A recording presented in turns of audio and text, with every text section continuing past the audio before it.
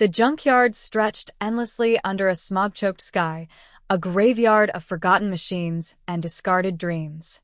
A bitter wind howled through the twisted metal, carrying the faint hum of something alive, something waiting. 12-year-old Cale rummaged through the wreckage, his hands scraped and bloodied. His scavenger's instincts, honed by years of surviving in the scraps of the old world, led him deeper into the heart of the rusted wasteland. Today was different. The hum was louder here, vibrating through his bones.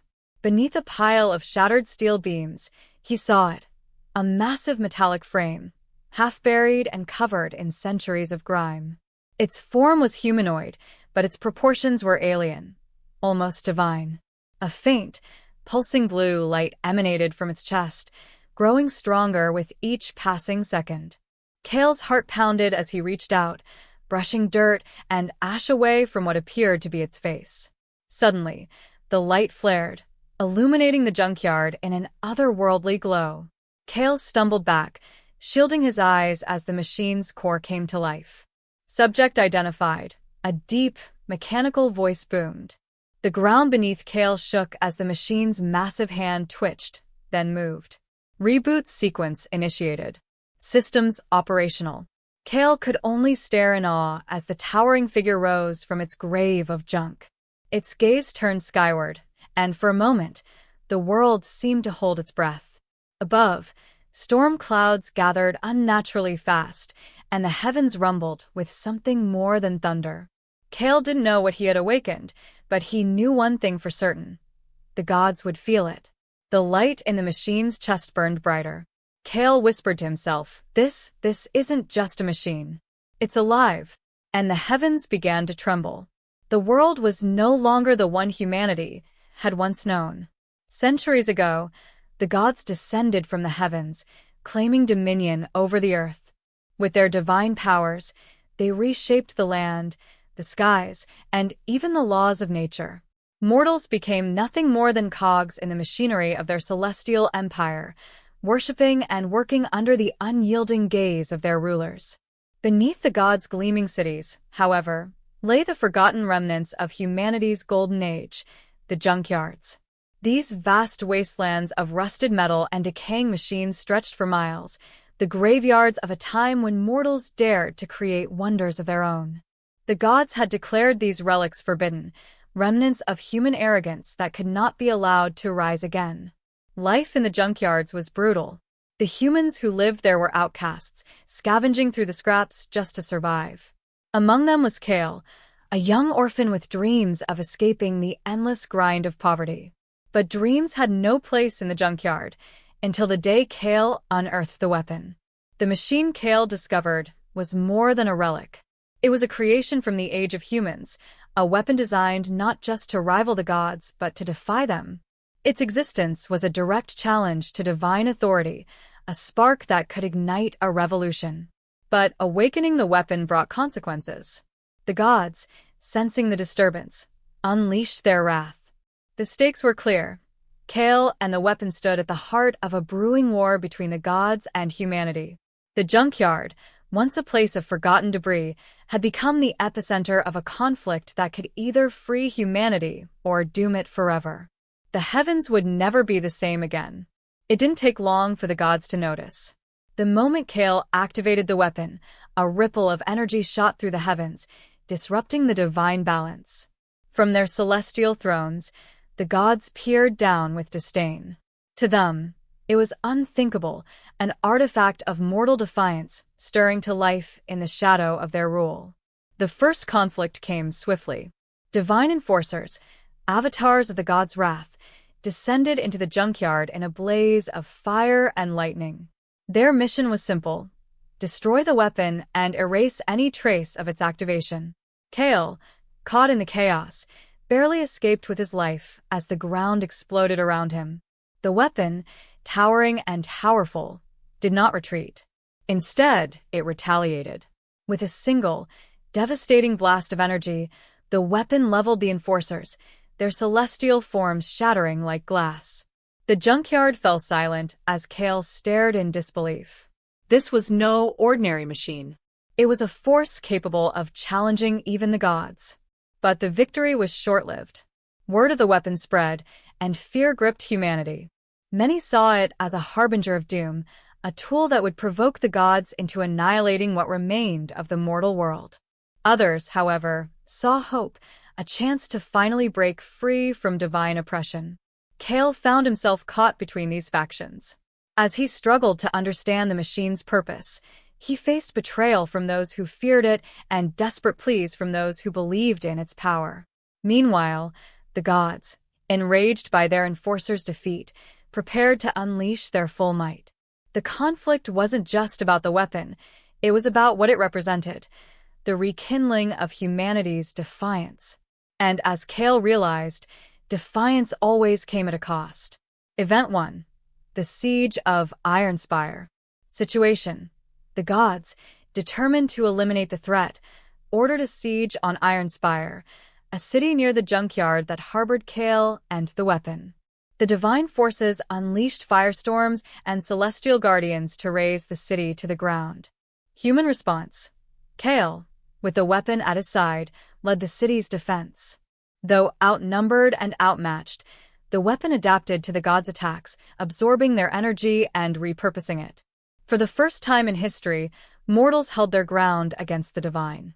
Outcome: the siege ended in chaos when the weapon retaliated with a devastating shockwave that obliterated the gods' forces. The destruction was so immense that even Ironspire's walls crumbled, leaving survivors to question if the weapon was a savior or a curse. Reactions: the gods escalated their retaliation, branding humanity as blasphemers. Meanwhile, survivors of Ironspire began to see Kale as a reluctant leader, torn between protecting his people and the destruction the weapon left in its wake. Event 2. The Betrayal of Havenreach. Situation: a neighboring settlement, Havenreach, struck a secret deal with the gods to betray Kale in exchange for divine protection. They invited him under the guise of an alliance, but attempted to ambush him. Human response: the weapon's defensive systems activated, decimating Havenreach's militia before Kale even realized the betrayal. The gods, watching from above, saw the human infighting as proof of their weakness. Outcome: Havenreach was left in ruins, and its people turned against the gods for abandoning them. The betrayal deepened Kale's mistrust of humanity, isolating him further as both the weapon's wielder and its protector. Event 3. The Collapse of the Skybridge. Situation: the gods, in their most brazen move yet, destroyed the Skybridge, a colossal structure that connected Earth to the heavens, cutting off humanity's last hope of diplomacy. Human response: the weapon unleashed its full power, using stored divine energy to create a shield that saved thousands from the collapse. However, its actions sent shockwaves across the planet, destroying ecosystems and angering the gods further. Reactions: the world stood divided.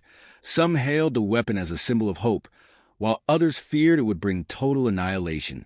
The gods, now fully committed, declared war on humanity, setting the stage for the ultimate confrontation. Each event raised the stakes, turning the Junkyard uprising into a war that would decide the fate of humanity and the gods alike. The gods' first attempt to counter the uprising was brute force. They issued ultimatums to human settlements, demanding Kale and the weapon be surrendered. They promised to spare the mortals if they turned against the young scavenger. Town elders were coerced with visions of destruction, their crops and water supplies threatened by divine wrath. Result: this strategy backfired. While some settlements considered cooperation, the gods' wrath was indiscriminate. Even those who surrendered faced annihilation. The widespread destruction united more mortals in their resolve to resist. The gods had underestimated humanity's capacity to rally behind a common enemy. Strategy 2. Divide and conquer. Realizing brute force was ineffective, the gods tried sowing discord among humans. They whispered to influential leaders, exploiting fears of the weapon's power and painting Kale as a dangerous child who couldn't control the destruction he had unleashed. Some leaders accepted divine favors, betraying their allies in an attempt to seize power. Result: this tactic worked briefly, creating chaos among human factions. However, the gods' unwillingness to honor their promises led to a swift collapse of alliances. Those betrayed by the gods rejoined Kale's cause, their anger fueling the resistance. Strategy 3. Subtle sabotage. In desperation, the gods sent infiltrators disguised as mortals into the resistance. Their mission was to sabotage the weapon, either by disabling it or turning its power against humanity. Result: the infiltrators underestimated the weapon's intelligence. It detected divine interference within seconds, exposing the traitors before they could act. The failed sabotage attempt only solidified humanity's trust in the weapon and their belief in its divine-defying potential. Each failed strategy only fueled humanity's rebellion. The gods' rigid, predictable tactics clashed with humanity's adaptability and defiance. The weapon wasn't just a tool of war. It was a symbol that inspired mortals to challenge the divine order. Human behavior, especially in the face of overwhelming odds, is as unpredictable as it is fascinating. Unlike the gods, who operated with rigid hierarchies and absolute authority, humans thrived on adaptability and creativity. Their diplomacy wasn't rooted in straightforward negotiations or overt power plays. Instead, it was a delicate dance of defiance, persuasion, and calculated risk. When the gods demanded Kale surrender the weapon, humans didn't respond with a flat refusal. Instead, they delayed, stalled, and feigned compliance, using every moment to regroup and strengthen their defenses. They crafted heartfelt speeches, appealed to divine vanity, and even offered false tributes, all while hiding their true intentions. For humans, diplomacy wasn't about honesty. It was about survival. Their unpredictability was their greatest weapon. While the gods relied on their might to command respect, humans turned their weaknesses into strengths. They used emotion as a tool, weaponizing despair, hope, and unity to rally their scattered communities. A heartfelt story of a child saved by the weapon was enough to inspire a town to join the resistance, while tales of divine betrayal sowed distrust in the gods' motives. Humans also excelled at leveraging small victories. A single skirmish won against the gods became a legend, retold and exaggerated until it galvanized thousands. They were storytellers as much as fighters, turning even their losses into lessons and their victories into movements. But their most remarkable trait was their resilience. Even in the face of betrayal or devastating loss, humans found ways to rebuild, adapt, and continue. For the gods, this was infuriating. For humanity, it was proof that their spirit could not be crushed. Ultimately, their diplomacy wasn't about compromise. It was about creating a narrative in which even the mightiest gods could falter. And for the first time, the heavens were listening. The activation of the weapon sent shockwaves far beyond Earth, drawing the attention of advanced species and galactic organizations that had long viewed humanity as insignificant. To them, the sudden emergence of a mortal-built weapon capable of challenging divine authority was both fascinating and deeply unsettling. The Etherean Council, galactic overseers. The Etherans, a species of ethereal beings known for their strict neutrality, issued an immediate proclamation. Earth is a destabilizing force. They established a quarantine around the planet, forbidding other species from intervening. However, their hands-off approach only emboldened humanity, as it gave them time to strengthen their rebellion. The Council's strategy failed when human ingenuity found a way to breach the quarantine using repurposed Junkyard tech, proving that isolation wouldn't stop them. The Kravex Union, militaristic traitors.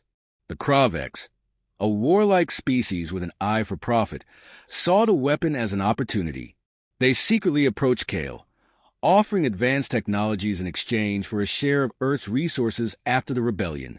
However, when the weapon adapted Kravex tech to counter celestial attacks, the Union realized they had unknowingly enhanced humanity's arsenal. Fearing retaliation, the Kravex withdrew, vowing never to trade with humans again. The Seraphic Accord, worshippers of the divine, the Seraphics, a devout race that revered the gods, launched a propaganda campaign against humanity. They broadcast messages across the galaxy, warning that Earth's defiance was a cosmic blasphemy. Yet, their efforts backfired. Species oppressed by the gods began questioning divine authority, inspired by Earth's rebellion. The galactic response was fragmented and chaotic, but one truth emerged. Humanity was no longer a minor player. The Junkyard Rebellion had transformed them into a force that even the galaxy couldn't ignore. The question wasn't just how to contain humanity. It was how to survive them. The final confrontation unfolded at Elysium's pinnacle, the celestial throne world, where the gods convened to rule the universe. It was a place mortals had only whispered about, a plane of shimmering light and infinite grandeur. And now, for the first time in history, a mortal, Kale, and the weapon stood on its hallowed ground. The gods had called for this encounter, not out of diplomacy, but as a spectacle of their ultimate power. A vast audience of celestial beings and galactic representatives gathered to witness the gods' final act of dominance.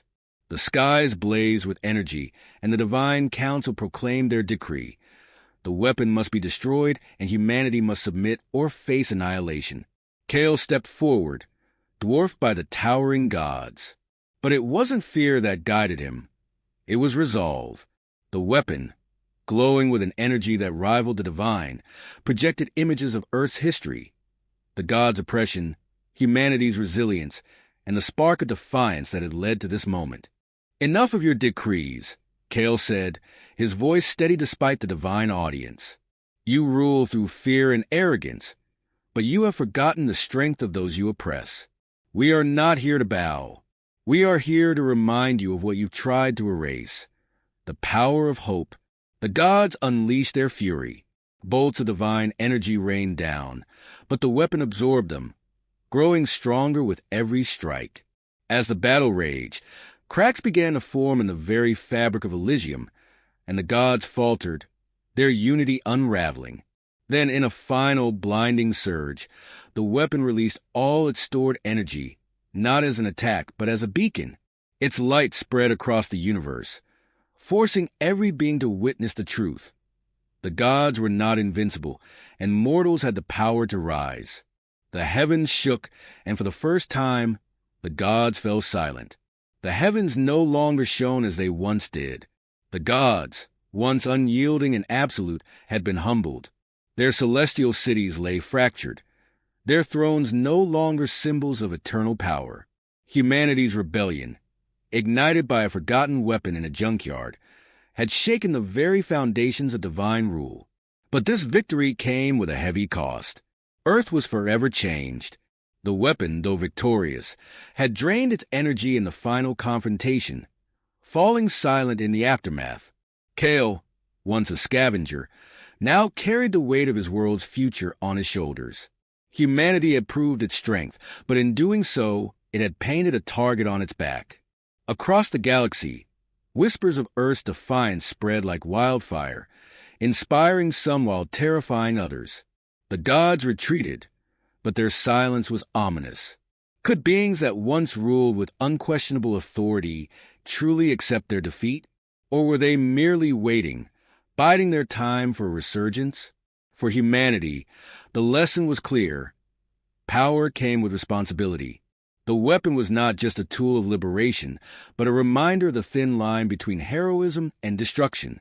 As mortals stood on the brink of a new era, they faced an uncomfortable truth. While they had toppled the gods, they now had to ensure they did not become the very tyrants they had fought against. The galaxy watched with bated breath, wondering what humanity's next move would be. And amidst the silence, a single warning resonated. Power, once claimed, is never left uncontested. Humanity may have risen from the junkyard, but the fight to remain standing had only just begun. The heavens shook, but the question lingered. Could humanity withstand the weight of its own defiance? Or would the cycle of power begin anew?